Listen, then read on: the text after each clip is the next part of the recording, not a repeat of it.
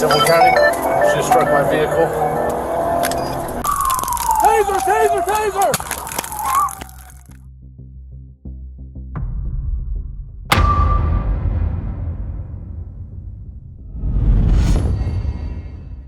She didn't run because she panicked. She ran because she couldn't afford to get caught. No tire, wrong side of the highway, ramming cruisers, and still not stopping. But the closer officers got, the more dangerous she became. And what they found at the end of this chase changed everything. Civil County. She just struck my vehicle. For enforcement drive. In the eastbound lane. They're about to lose their passenger side front tire. Notify the city. We're heading into the city. She turned her car into a weapon, but what was she hiding that was worth dying for? Even with her tire completely gone, she's still throwing things out the window at 60. Why? At what point do officers have the legal right to end this, permanently? The pursuit intensifies immediately after the suspect vehicle makes a highly aggressive tactical maneuver, striking a law enforcement cruiser. Operating with complete disregard for public safety, the driver forces the vehicle down US Route 20 toward Perrysburg, driving the wrong way into oncoming traffic. Officers quickly note that the suspect is rapidly losing the front passenger tire, sending sparks and debris across the roadway as the vehicle enters the city limits. This moment establishes the high-stakes nature of the pursuit as the suspect elevates the situation to a violent felony by ramming a patrol vehicle. Driving into oncoming traffic constitutes an immediate, deadly threat to the public, which legally justifies the continuation of the high-speed pursuit under emergency vehicle operations policies. Officers must balance the risk of chasing the suspect against the immediate danger the suspect poses to innocent motorists on the roadway. 5-1, house speed in traffic.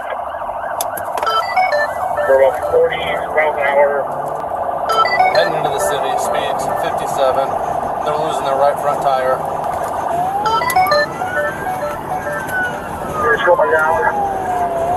151 County, still westbound 10. Despite the complete destruction of the front right tire, the suspect maintains a speed of nearly 60 miles per hour on the bare metal rim. The trailing officers continuously update dispatch on the vehicle's degrading condition and changing trajectory as it passes local landmarks. The driver's refusal to stop signals a state of extreme panic or high impairment, escalating the tactical necessity for an engineered termination of the pursuit. Operating a vehicle on a bare metal rim severely compromises steering and braking capabilities, significantly increasing the likelihood of a catastrophic secondary collision. The tactical focus here shifts toward containment and path interception rather than close proximity boxing, as the suspect's vehicle behavior is highly unpredictable. Officers are attempting to anticipate the suspect's route to deploy spike strips or position units safely ahead of the path of travel. Hey, who's talking to me? It's Crawford, you dialed me. Sorry, hey, by pocket dial, I'm in a pursuit. 151 County, we're on Riversville, just past Ford. Vehicle flowing. Do you need anything from us? No, we're on River Road. River at 4 speeds of 100.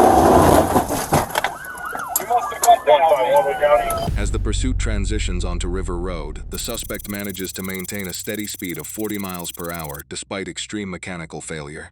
Behind the wheel, the driver is observed making desperate attempts to buy time, while law enforcement units coordinate with neighboring jurisdictions to seal off escape routes. Unbeknownst to the pursuing officers, a crucial piece of the criminal puzzle is unfolding as the suspect attempts to purge incriminating items from the moving vehicle. This segment highlights the critical breakdown in the suspect's escape plan as regional law enforcement agencies begin establishing a perimeter. Interjurisdictional communication is vital during moving pursuits to ensure blocking units are safely deployed without causing crossfire or secondary hazards. The stabilization of speed at 40 miles per hour indicates the vehicle's mechanical limits are forcing a natural de-escalation in velocity, though the threat level remains high.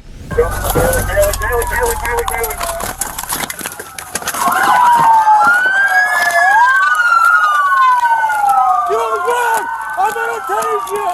Taser, taser, taser! No good! The mechanical failure finally forces the vehicle to a halt in a residential yard, prompting the suspect to immediately flee on foot through the bushes. An officer gives chase, drawing a conducted energy weapon and deploying the first set of taser probes, which fail to make clean contact through the dense foliage. Taser! Taser! Taser!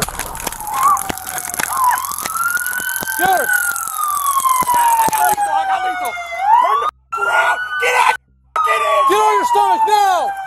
Get on your stomach now! You're gonna get tased again!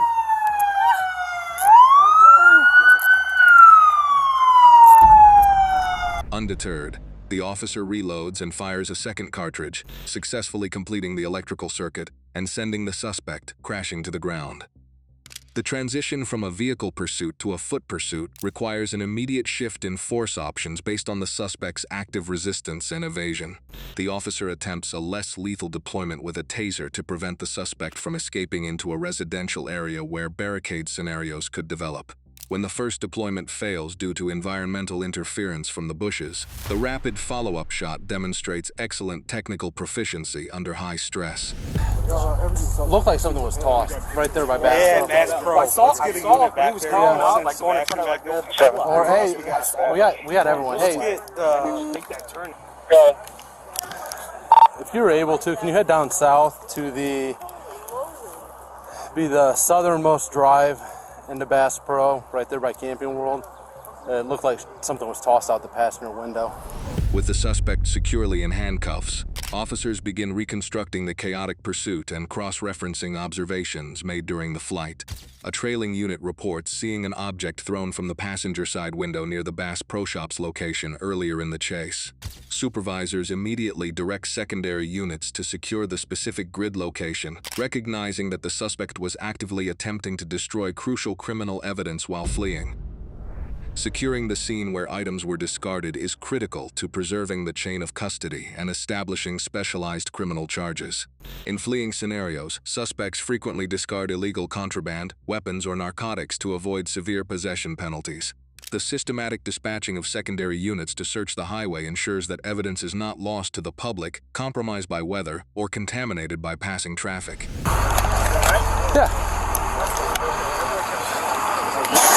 Yeah. Why? Because she was going the wrong way, so I was right there at that roundabout. I cut across to stop or swerve and right into me.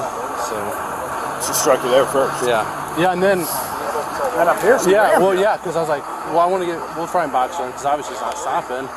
And then I tried to come in on the left side and that's what she said. Yeah.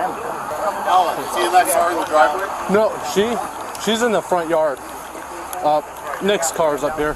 On the scene, the primary officer debriefs his supervisor, detailing the exact moment the suspect weaponized the vehicle at a newly constructed roundabout. The officer explains how he attempted to cut across to block the wrong-way driver, only for the suspect to swerve directly into his patrol unit. This intentional ramming action shifts the legal framework of the entire incident from a standard traffic evasion to an aggressive felony assault on law enforcement. This field debrief is essential for documenting the initial probable cause statements and framing the subsequent criminal charges for the prosecutor. The suspect's deliberate steering action into the path of a stationary or slow-moving police cruiser satisfies the statutory elements of felonious assault. It proves intent to cause physical harm or death using the vehicle as an instrument of force, drastically changing the suspect's legal liabilities. Throughout this high-speed pursuit, several major legal frameworks directly dictated the actions of law enforcement.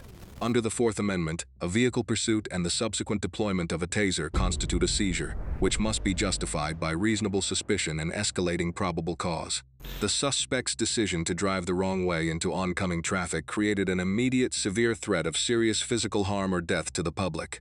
This extreme danger legally satisfies the threshold required under Tennessee v. Garner and individual department use of force policies to utilize advanced termination tactics, including dynamic intervention.